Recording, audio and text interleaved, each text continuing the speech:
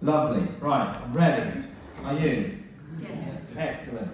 I think I could probably speak on what my mum just spoke on. She accidentally, amazingly segued and set me up perfectly, so thank you for that and everything you shared.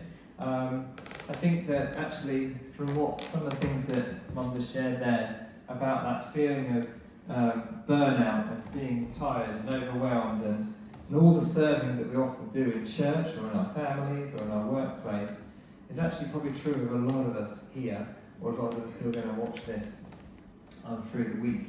And that's really actually what I'll speak into today. But anyway, to backtrack, most of you sitting in this room know me, but anyone who doesn't on the video, I'm Mike, and along with my wife Lizzie, we lead Freedom Church together. We've got 5 children, 4 of which are home educated.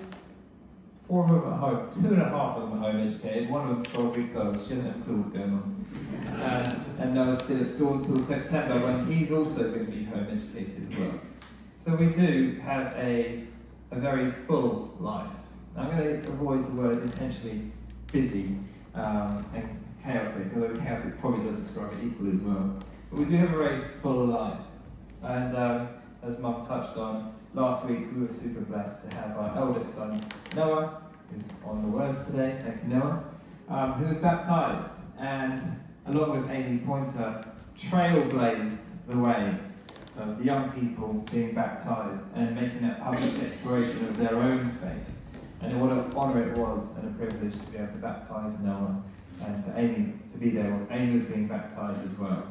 And I know that actually it stirred the spirit in some of the adults here to think maybe it's time that I got baptised as well. So if that's you, or if that's you on video, then come and speak to myself or Lizzie, Trevor or Susie or somebody. Make it known that you'd like to be baptised. We would love to have another baptism service sometime in the next few months. That would be great, wouldn't it? To have multiple baptism services in a year. And what celebration that was. And as Mum also said, to sit and share meals together and to extend our table like we did when we met up with the Holy Innocents Church and then again last Sunday. The table. Do you remember in lockdown we talked a lot about the table? Now we're kind of doing it. It's cool, isn't it? And our small expression, every other time we meet, we almost always have some kind of brunch. I don't know about you guys and your other groups, but there's always like a fry-up going on in our small expressions. This time next year we'll all be twice the size of the church. So this morning I was originally going to be thinking to talk on the Trinity. And I think in our small expressions a couple of weeks ago, we put out some questions there or some stuff to the small expressions leaders saying, can you let's have conversations around baptism because that was coming up, and also about the Trinity because I was thinking I was going to speak on that. And I know that in our group we had some really interesting discussions around baptism because that's kind of the most relevant thing for us at the time. And I know that many of you had really interesting conversations around the Trinity as well. I think both of those conversations, certainly from what we spoke on in our group, we all kind of agreed that baptism is, obviously there's not a theory in baptism necessarily about, like there are different theories of what Jesus did on the cross. But the baptism thing for us, just all our different experiences. Some of us were baptised, I was baptised here, where Noah was last week. Some people were baptised in swimming pools, some people were baptised in backyard swimming pools, or I think Mike and Laura, Aspinall, you said one of your previous church leaders was baptised in Bath. So there's a whole wide selection of the ways and the places where people were baptised. Some in rivers, some in the sea, and many people in this area have been baptised in the disgusting sea at Sizewell, come out glowing or with jellyfish attached to them. But actually, the thing that was really interesting is that all the different churches that we belonged to in our younger years when we were baptised, we all had these different set of traditions that were done. Some people had experiences where they had to have done the Holy Communion course in the Church of England type style thing before they could be baptised, or Church of England don't baptise in this way necessarily, do they? But there's lots of weird, I say weird, lots of weird things that people had put in place that you must do this before you can do that, and actually when we looked at the Bible, we're going, actually it just says believe and be baptised. Well, it's quite simple, and there's people who've made it complicated. And so it was an interesting thing. It made me feel, I share it with you because it made me feel really privileged to lead this church, to lead Freedom Church, a place where we do have freedom, and we don't have a whole bunch of rules where you should do this and must do that, and traditions have their place, but actually we are a free-thinking bunch of people. Recently I've been doing lots of research. Something that's really sparked my interest is soil. Okay, I love soil. And one of the things that you can create healthy soil from is polycultures, as in not monoculture, where you're just growing perhaps one crop in a field of just wheat. We actually, really healthy fields have cover crops and they have multiple different species in that field to create really good healthy soil. And it made me think that actually that's a little bit like us here in this church. We're a polyculture of thinkers. We have lots of different perhaps views, but actually we all believe in Jesus. And that whatever happened on the cross, and this is cliche, this is a universal type view to say it doesn't fully matter what happened on the cross. Of course it does matter what happened on the cross. Actually, a massive chunk of the gospel is dedicated to how Jesus lived and how he loved. And that's for us here at this church. Whatever theory you buy into about what happened with Jesus on the cross, the thing that we really want to encourage all of us to do, and where we'll go today, is how he lived and how he loved and how he was able to just be, just simply be. So we're not going to talk on the Trinity, despite just saying all that. I don't want to be like one of those people who speaks and they do half an hour and then they go, but I'm actually going to talk about this today. And you go, oh my goodness, I've just done half an hour listening to you mumble on about whatever you did. But today, as Mum said, she was right, I am going to be speaking on a book, and this book is The Ruthless Elimination of Hurry by John Mark Comer. And this is a book that Amy Van Holland, if you saw the e-news a couple of months ago, she did a book review on it. And then more recently, as a staff team, we're going through this book. We're having our first go through it session on Tuesday, actually, which I'm looking forward to. And this book I haven't actually yet finished. I think I'm there. Would you say it's 2/3? I'm 2/3 through this book. Yeah. I'm a person who does not read books. But this is my third book I would have finished this year. I am so proud of myself. And before that, I think the only book I've ever read was Roald Dahl's Twits when I was about 10. And now I've done 3 books in a year nearly. I'm excelling myself. I feel very proud. But this book, as you can see, I'm not all the way through it yet. So really I want to bring to you a little bit, a snippet of where I'm up to with this book so far. So some of the stuff I'm speaking on today is not necessarily my own material, but it is from a place of my own heart conviction, because this book is resonating with me. And what the message that it brings forward, I think, is addressing an epidemic in our own hearts, in our own lives. And what you shared, Mum, earlier about that busyness, about that burnout, is kind of somewhere what this book is speaking into. But really, this book is only copying this book. This book said it first. So, but yeah, so we want to talk about some of this stuff. It's called the ruthless elimination of hurry, as I said. It's kind of a slowing down, but it's not that we can't be busy. It's about putting certain practices into our life that help us to be present, help us not to burn out. And it goes, the author kind of builds it up. He starts by giving lots of facts and figures of this is where we're at as society. He kind of takes a written word picture.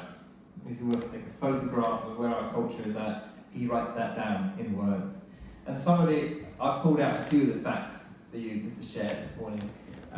Some of the stuff, yes, I can remember that one, I read that one, yeah. I read that last night frantically before Tuesday. One of the things that's top of my list, in no particular order, they say that a few decades ago we had an attention span of about 12 seconds, which means I lost you guys probably about 7 minutes ago. So we have an attention span of 12 seconds. Now we have an attention span of about 8 seconds, and that decline has happened within just a matter of years, really, when you take the whole picture of time, how long we've been around. They say a goldfish has an attention span of 9 seconds. So currently, at the moment, we're doing worse than goldfish. So if you remember nothing else from today, and you won't remember that because of the irony of the fact, but take that home, that's a take home as a freebie. In the 60s, and some of you will remember this, you don't have to put your hands up, but in the 60s, they said because of the advancement of technology, we'll only be working 20-hour weeks in the future. Isn't that fun? Because that's obviously not the case. We probably work longer and harder, but in different ways. We have bigger stress. I know people in the 60s, of course, worked super hard. Of course they did. But typically, you'd go home at 5 o'clock. And you didn't take emails home with you. You weren't contactable all the way through the night. You had landlines. Or maybe some people you didn't have landlines, and you had to go outside the street to a payphone. So you weren't always reachable. You know, you had space to yourself. Where our work lives now, and our culture and our society typically demands of you all the time. And actually, I'm guilty of it too sometimes, messaging staff team at 9 o'clock when I remember something. Don't expect them to reply, but they do, because they're lovely. So that's the 60s. I don't know about any of you, but I'm not working a 20-hour week, and I wish I was, but I'm not. The average sleep has declined from about 11 hours a night to about 7 on average, apart from our good friend Jess Corbett, who is absolutely rocking 11 hours almost every night. And she messaged in the staff chat and said, "You'll laugh at me, but I've just read that this is what we used to do, and I'm still doing that." So Jess is winning at life, or sleep. And everyone's so busy, so tired. The invention of the light bulb has prolonged the hours that we can be awake and be productive, do things, work. Where in times gone by, and we're talking quite a few years ago now, people lived around the sun. You know, you'd wake up to the sun, you'd go to bed to the sun. And I think that's amazing. I've actually got an alarm clock called a Lumi light, so it does wake me up as if it is the sun. And it just comes on gradually over half an hour. It's lovely. And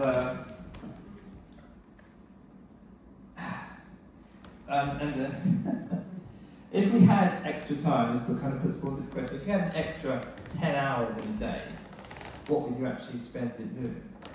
Well, would you actually see your friends more? Would you actually spend more time with your family? Would you actually spend 2 hours a day with Jesus because our days are that much longer? The reality is, we probably wouldn't. If we had a 34-hour day, we'd just fill it with more stuff, with more noise, more busyness, and would become even more exhausted. And actually all this stuff is leading on to a very natural, or unnatural perhaps, death. Like the natural ailments that our bodies and our minds are experiencing in culture today, like anxiety and stress and depression and all different kind of mental health things, our actual physical bodies, heart attacks and cancers and you name it. A lot of those things are all directly linked with stress. There's a couple of years ago we watched an amazing documentary called Heal. It's still quiet on Amazon Prime. And if it is on there, I highly recommend whatever they're charging for it, which is probably about £3. It's not a Christian documentary, but it almost is. It talks about stress, talks about the ability of stress in our mind can physically change our blood culture and then can make us physically ill. And it blew my mind. I mean, it's about an hour and a half. Probably took Lizzie and I almost 2.5 hours to watch it, because every 5 minutes we paused it and we're like, what? We need to discuss this now. And like I said, it's not a Christian documentary, but if they inserted the word Jesus, it would be, because all the principles that they were talking about in terms of being well and being healthy, being more paced, slowing down, creating space, in terms of speaking wellness and health over yourself. They do it in a very kind of what we call a new age kind of way. Going, I am well, thank you for my health. And literally, we do that in the kingdom of God. So if we just go, thank you, Jesus, I'm believing for my health. But we're still doing that thing of speaking over ourselves, and I find that infinitely interesting, that God has wired us that way and teaches those things. So yes, that documentary heals. So our bodies and our minds are declining because of the rate that we're living at. And worst of all, I would say, our spiritual health is dying as well. We're in such a state of hurry that actually it's robbing our time with Jesus, and it's robbing our ability to abide in Him. It's robbing our moment to be present with Jesus and to overflow from having that place and that time with Him.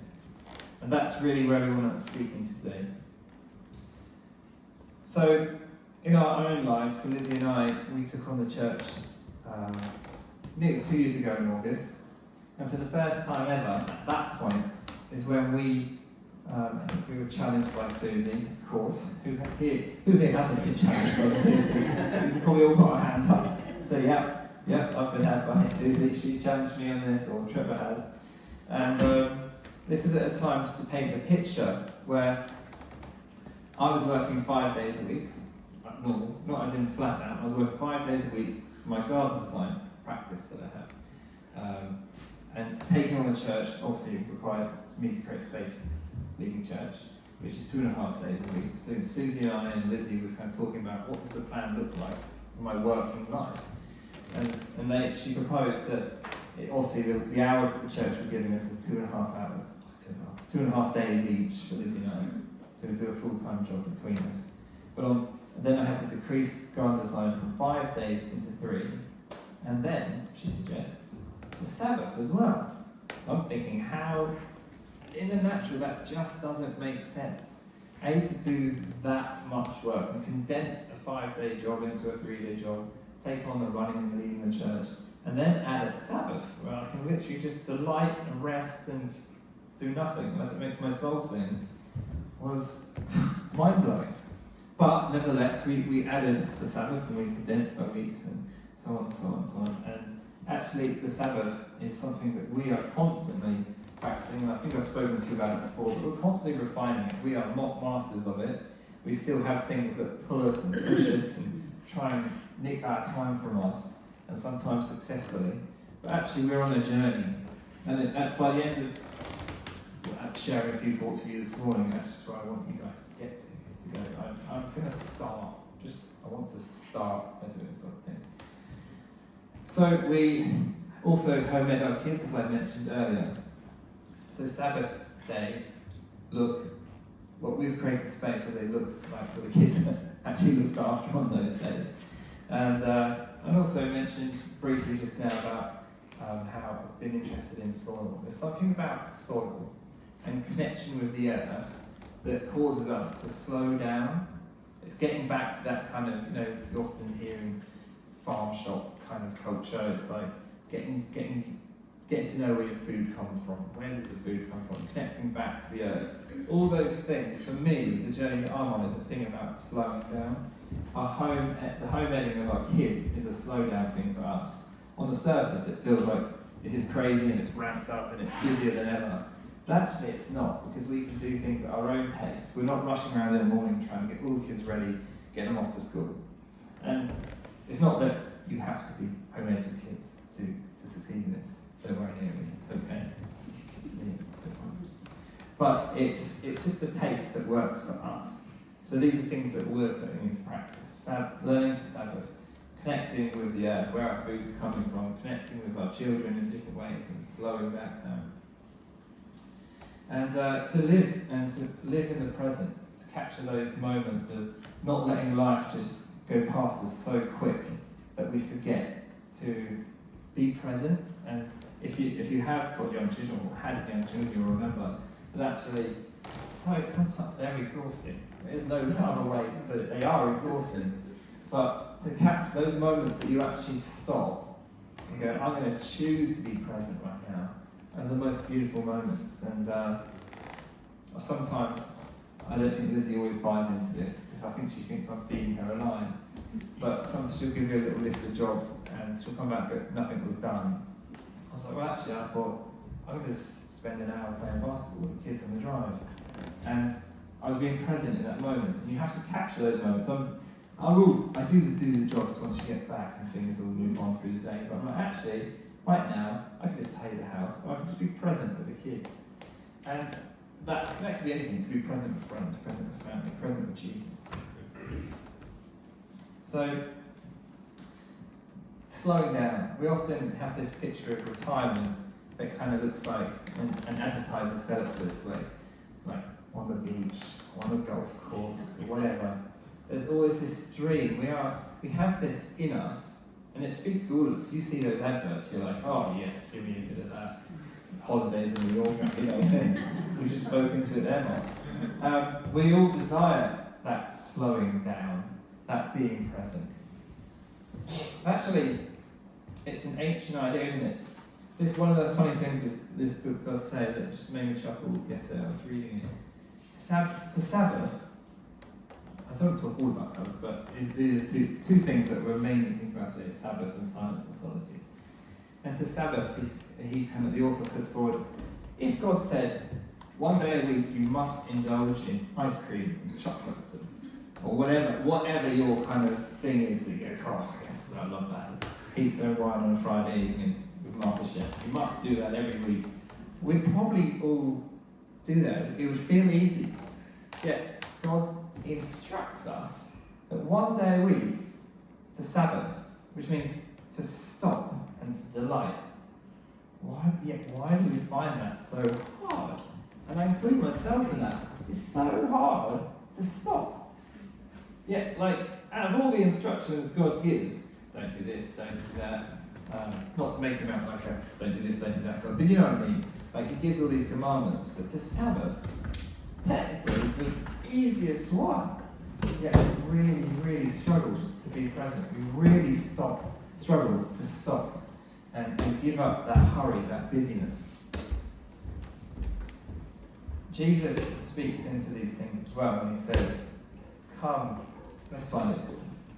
Matthew 11:28, if you're a page turner.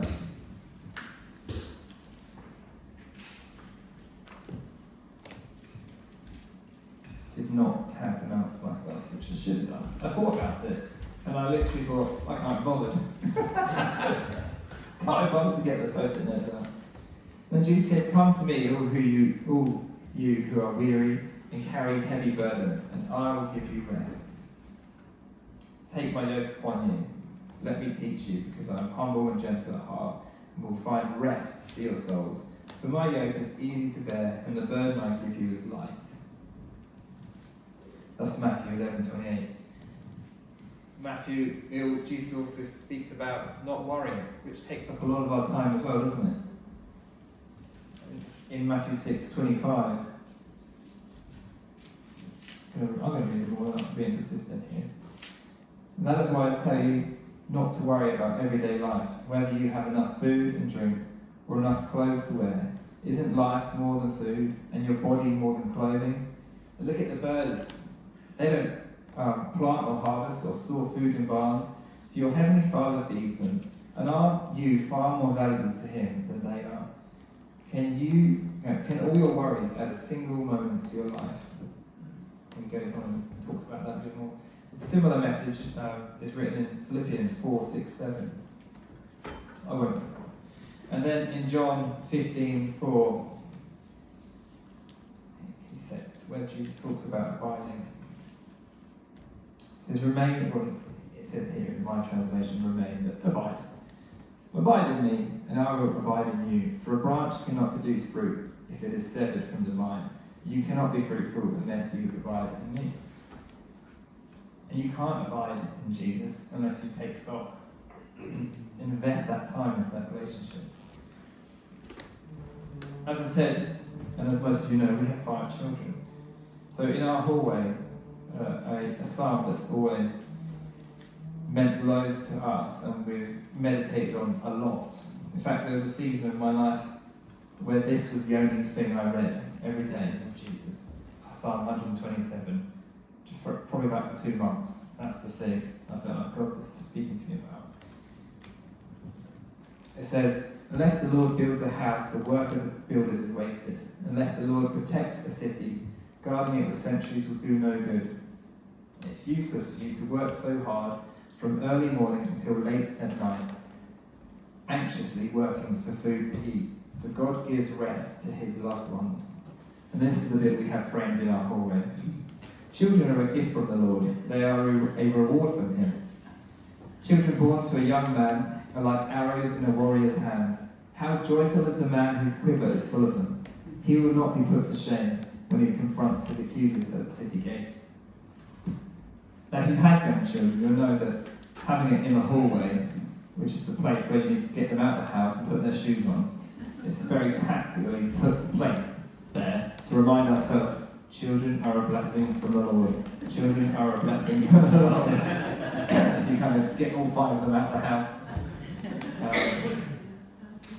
But so I mentioned Psalm 127 because I was having a beer with a friend the other day, and even though I've spent, as I said, months on that one psalm, it still kind of always confused me a little bit. Like, why were those two things put together? Why does it talk about how hard we work being useless unless you kind of bring God into that picture? And then go on to talk about children. For me, it felt like an odd combination, almost like they were 2 separate things. But actually, when I was sitting down in a pub with a friend the other day, I'm not a Christian, but we were just talking, and he said to me, I feel like I'm about 6 or 7 years behind where I should be. I said, what do you mean? He said, well, you know, you guys are all married, you're having children, and actually I spent this time thinking that I need to get my business to a certain place before I could do those things. I thought, wow, and suddenly in that moment, I didn't tell him in that moment I had that revelation, because I think he'd go, huh? But it unpacked Psalm 127 for me. It unpacked that whole thing about he had been working and working to see us stayed up late, working in vain, really, at the detriment of doing the thing that the one thing his heart really wanted was to start a family. And I thought that was really sad. But actually, what he shared there was typical of so many people within our culture.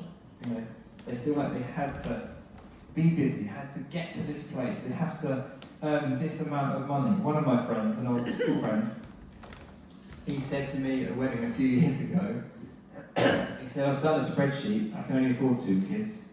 I was like, okay, the weird thing to do. I'm sure some people here have probably done one. I bet you did one, Darren. And you had 2, so maybe you shared knowledge. And he works in London with probably a 6-figure salary. I'm like, well, I work in Suffolk with a 0-figure salary, and we've got 5 kids, so it can be done. I don't need a spreadsheet. So anyway, this is what Jesus says on the matter, isn't it? Jesus calls us who are weary, who are tired, who need rest. Those of us who just need to slow down. Those of us who need to not worry. Those of us who have to give up all that thing. It takes up a lot of time, doesn't it? Spending on worrying.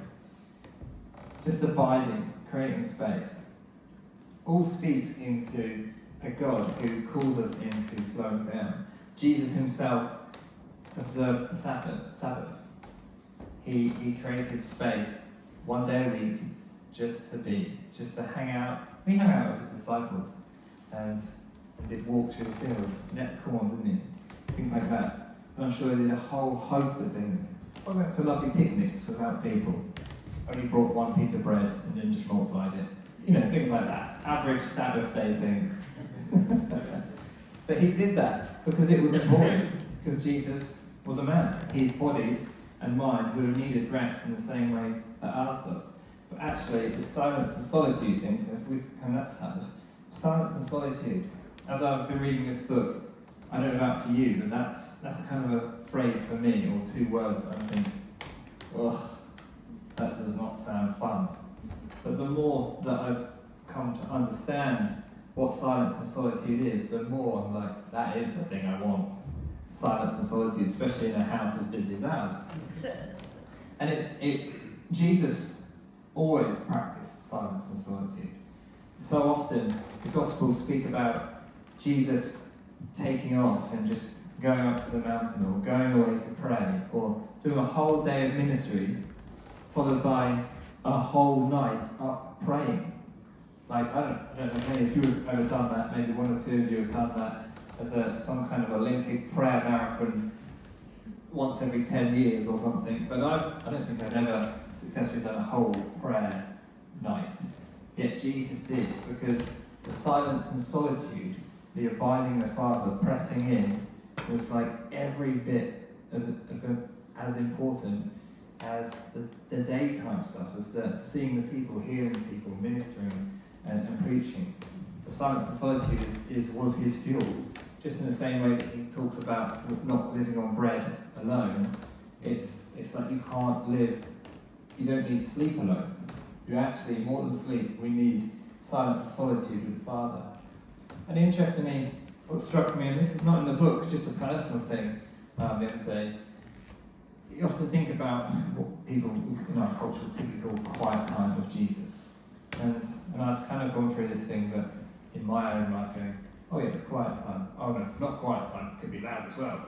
And then I'll kind of come back to a place of going, actually there is quite specifically quiet time is actually a real healthy thing.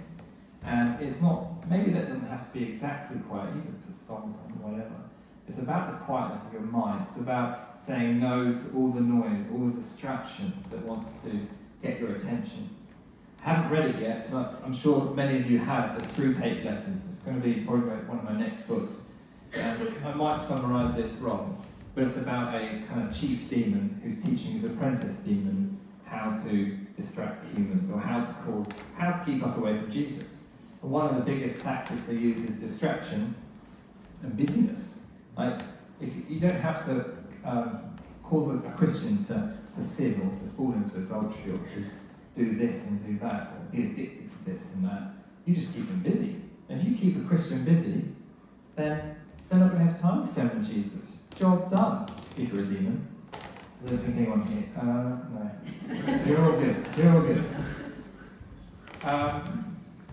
So actually just to silence and solitude, to get time in with the Father, and to say no to those distractions is a real key practice that we need to learn to build into our life. Yesterday, for me, it was, I'm just going to go for a walk with just me and the dog.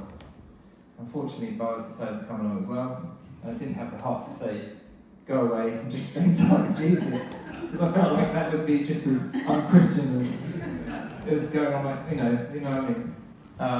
But actually, he blessed me unknowingly because he took his bike, which means he bikes ahead about 100 metres, so I can hardly see him, and then I catch up. So actually it worked fine. Had plenty of time to pray and just silence and solitude with Jesus. So kind of getting on to thinking about us, all these things that Jesus is commanding us to slow down and to rest and to abide. I actually think, and this I don't want to hit especially don't want you to hit this one in a sense of judgment, because we actually all do it. But I believe that if we all practice this silence and solitude, and we learn to practice Sabbath and do it well, we'd probably never get to these burnout places. Yet none of us really actually ever properly learn to Sabbath and do it, so we all burn out from time to time. But I do genuinely believe that if we manage to put this into place, that wouldn't happen to us. And I know for so many of us, because of the stresses and strains of life, we, thinking, Lizzie and I were talking the other day, like, think about the way that we do church now, here. We actually do church twice, big church that is, twice a month. Yet it's just as hard now to get people to volunteer and serve and things as it was when we did 4 Sundays a month. And it's because there's this kind of parallel, if you were to do a chart of how many Sundays you have versus how much uptake you get in serving, I think it'd go like this. It always doesn't matter, like if you have if you meet 8 times a month, or if you meet twice a month like we do in a large way, you still have that same proportion of gap between people able to serve and people not. Because I don't even know why actually, but it seems to be true of when we met 4 times and now we met 2.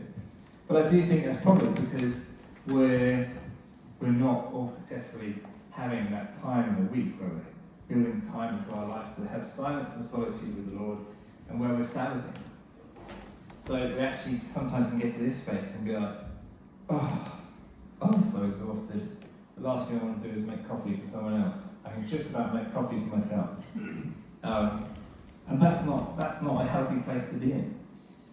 And it made me think, what are we exempling to the world as Jesus followers if we're going, oh, I'm so busy, oh, work is chaos, and I'm so stressed, and actually, and I've said that multiple times, often when people say, how are you doing? My response is normally, yeah, I'm busy. Like, life is busy, it's full on. And I'm trying to put things into my life where that is not my answer. Because even though I will have super busy days, just like Jesus did. In fact, the book says, if you look at Jesus and read the Gospels, you'll see that most of the things recorded are Jesus's off-plan, distracted things. He's going to a village, and then someone comes up to him and says, can you heal me? Or someone says, my daughter's ill, or whatever they say. Half those stories of Jesus having one plan, and then distractions coming along the way and taking of his time. So he had busy days. It's not wrong to be busy. It's about setting a rhythm of pace, of silence and solitude with the Lord, of Sabbathing once a week. In Genesis 2, God actually blessed the Sabbath and made that day holy, in the same way that he blessed the animals and humans and declared them holy as well. So he's declaring blessing and holiness over animals, over us as people, and then over a day. I mean, that's a bit of a head scratcher. It's kind of almost odd, isn't it? That why do you bless just a day? What does that mean? But God did. So it must mean it's pretty important. On his agenda up there of things that are important, that is one of them, pretty high up. So what are we exampling to the world if we are burned out, anxious, stressed people? We're probably not exampling that Jesus is fully in control. Perhaps there's things that we need to surrender afresh, examine your life, and go, where are the bits that I can make space? Or is everything that I'm doing now what I need to be doing? About a year and a half ago, maybe a year ago, Lizzie and I felt actually that our life is so full of stuff. And what we did was we wrote down everything that we do. Like whether it's a kid to a club, whether it's leading church, whether it's doing our job, everything we could think of that we do in our life, we put it on a kind of piece of little paper, like a post-it note almost, fold it up and put it in a bowl, and then we, just to make it fun, it was unnecessary, and then we picked one out at a time and discussed it. Is this in our kind of get rid of, maintain, or ramp up kind of category? Do we want to invest more time in that thing? Is it in maintenance mode and it's just fine, or do we need to get rid of it? It's such a healthy exercise. We just managed to cull loads of things from our life that we're just doing them because I don't even know why we're doing them, but we're doing them. And that created space. That was one of the things that also helped us to learn to Sabbath. Thinking about, Mum, you mentioned this earlier, what Matt and Denise are doing at the moment this year is a fantastic thing. And of all the years I've been in this church, I don't think I remember anyone just going, I'm going to take a year out just to find I think when I spoke to Denise there, I think their words were, I hope I get this right if you're watching. Their words were, they feel like they've got 10 more years left of their working life. And they don't want to just plod on doing the same old thing. So they're taking this year out to go, like, who are we together again, now the children have got older and left the nest? And what is God calling us to do in the next 10 working years of our life? And obviously, they said it was not, they felt like it wasn't as spiritual as that. But I think it is. I think what they're doing is really significant. And I know From speaking to some other people here in church, they've got similar plans of going in a few years' time when the children are going to be flying a nest. What does our life look again? We can re-examine and look at things afresh. But I think that's a really cool thing, and I want to encourage you to do that. For you, maybe you're at that place as well, or even if you're not, just go, Lord, what I'm doing, is that what I should be doing in this season? Sometimes we can bring things of old seasons into new. There isn't space for it, and we burn out very quickly. So why are we in a hurry? Why are we sacrificing who Jesus in our lives? And why are we struggling to slow down? One of the things that the book, I think it talked about a story of doing. Actually, this might have been a Netflix ad. I was watching, when you scroll through Netflix and it plays a little bit of that program, and the trailer of it kind of caught me about minimalistic. That's kind of a whole movement, isn't it? Like being minimalist. And I think there's space for that as well. To declutter our physical lives, get rid of the stuff, because sometimes we just have to kind of keep up. We feel like we have to keep up with the Joneses. You maybe need a certain amount of stuff, but you actually don't.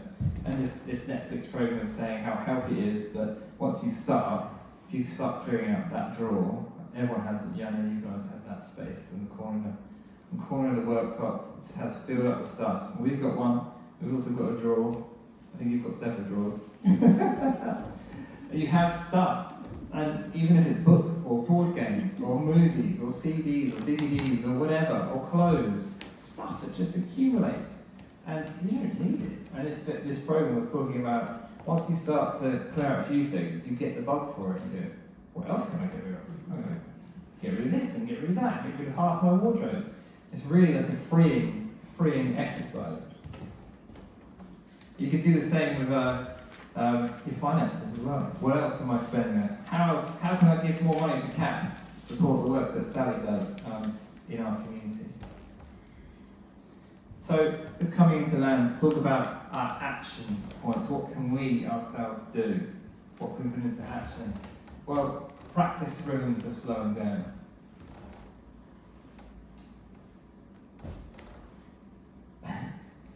Serving in church, what could Sabbath release? Talks about here, in that book, about actually, I'm not going to get the phraseology right, but basically he says once you start to Sabbath, it actually creates more space in your life. He's talks about people, they did a survey across lots of people, and there was these, what's that kind of religious, the 7-day? Adventists. Huh? Adventists, yeah. And they're very religious about practicing Sabbath. And with life expectancy and stuff, interestingly, this people group, of faith-based people group, were lived 10 years longer than other people. And when they said, the author said, I ran the maths, and if I Sabbath every day of my average expected life, it would add 10 years. There'd be 10 years of just Sabbathing. And it's like, isn't that interesting that these guys who do practice that are living 10 years longer than everyone else? And 10 years is the same figure that you get to if you Sabbath. So, God has created a spiritual and a physical realm that are very much connected, hasn't He? Like doing that spiritual practice of Sabbath gives us a natural, physical kind of benefit to our life. So, by slowing down, we can have that time to rest, to reset, to abide, to delight, to stop. And as I said about our own self, it's a journey. Like it's actually sometimes get to a Sabbath and go, what should we do today? I don't know. It's kind of weird when you don't have to do anything. And you learn how to delight in things. You learn more about yourself. What are the things that make me really joyful and happy? And building those times of silence and solitude into that time as well, to delight in the Lord. So really that's kind of what I wanted to share with you. I want to ask you that question as I mentioned earlier. Or is it a question? I don't know. I'd love it if you could get to a place in your own minds and hearts. Maybe you need to go away and consider it, but what does that look like in your life? Like what does a Sabbath day look like? Or what does building in more times of silence and solitude look like As I said, for me, it might be just a walk on my own with a dog. Maybe for you it's going for a drive. Maybe it's climbing a hill. Maybe it's sitting in your favourite chair, looking out the window and journaling, or just listening to some classical music. Whatever it might look like, we're all very, very different. But building in those rhythms where we can just cancel out the noise of life and just go for a walk with Jesus, have a sit with Jesus, journal with Jesus, whatever it might be. Build in those things. Can you do that? Or if you are doing that, how can you do that more? What space can you create in your life? But can you start Sabbath? Maybe everyone's, ourselves included, there's loads of excuses. I can't Sabbath because of this. I can't Sabbath because of that. I've got too many kids. The kids are too noisy. I work too hard. All those reasons actually are the reasons why you do need Sabbath. Maybe for you, I could start half a day. I will give, from when I get up till lunchtime to Sabbath. And you start that way. You start half a day until you probably learn to love that so much and go, actually, this is so good for my mental health, for my physical health, and my spiritual health, that you're like, I'm definitely going to carve out a day for this. And it grows and it stretches. But I really want to leave you with that challenge. Because on the surface, I think it's a really simple, easy message like, that's, whatever. Yeah, Mike spoke about the Sabbath and about finding more time with Jesus. Heard it all before. And we have heard it before. You have heard it. We did some stuff on it last year. Adam spoke on Sabbath last November, I think it was. But actually, have you done something about it yet? And what does it look like to do something about it? Because this is important. As I said in Genesis 2, God blesses animals, people, and the Sabbath as a day. So that's pretty big. Jesus himself observed the Sabbath. So what does that look like for us to do it?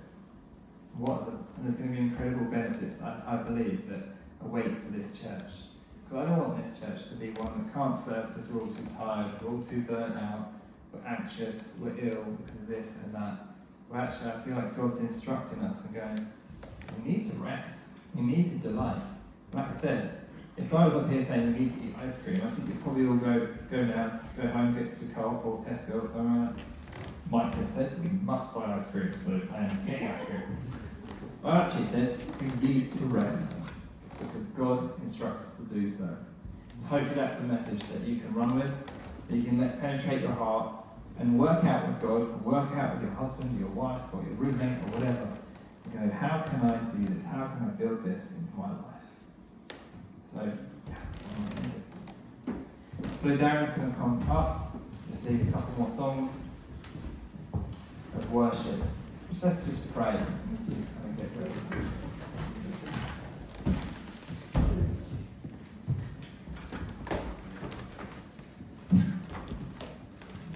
So Father, I just want to thank you for this church.